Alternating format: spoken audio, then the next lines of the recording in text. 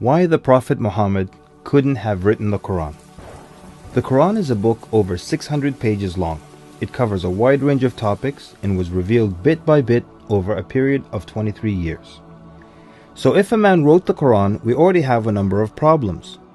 If you're going to write a book like the Quran and claim it's from God, you can't make any mistakes. The book can't contradict itself, and you have to keep it consistent as you add to it over a period of 23 years and keep the message consistent. The grammar and style also have to remain the same. If the Quran is not from God, Muhammad would have to write it himself. That means in the middle of the Arabian desert, with no books around and being illiterate, he would have to know law, civil rights law, criminal law, family law, labor law, military law, personal injury law, real estate law, and tax law. He would have to know history.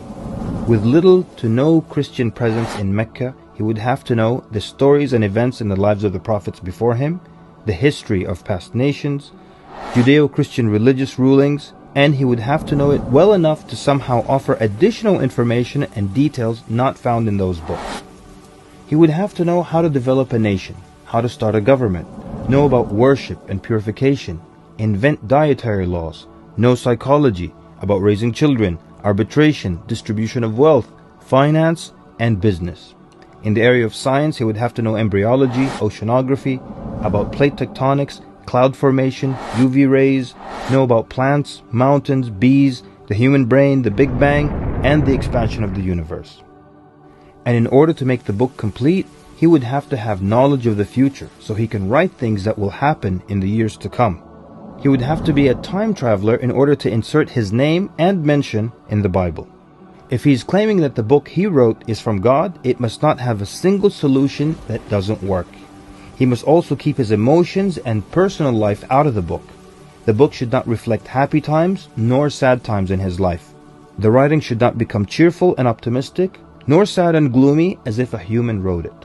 But when you read the Quran cover to cover, you can't sense when his wife died, when his daughters got married, when his grandchildren were born, when he was victorious, and when he was defeated.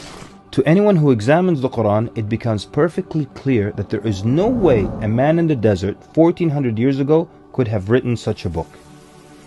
But what if it were a committee of brilliant minds, a secret society that is in charge of correcting, updating, and rewriting the Quran over the years? Their job would be to make sure that the book appears to be accurate, has no mistakes or contradictions, and to keep updating it to agree with science and the changing world. If that were the case, then there would be other versions of the Quran. Due to edits and improvements, we would have new edited versions and old versions with mistakes.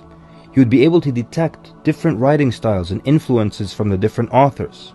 The problem with all of that is, there is only one Quran. So one man didn't write it, and a committee didn't edit it, so where did it come from? What if clever devils dictated and influenced a man to write the Quran?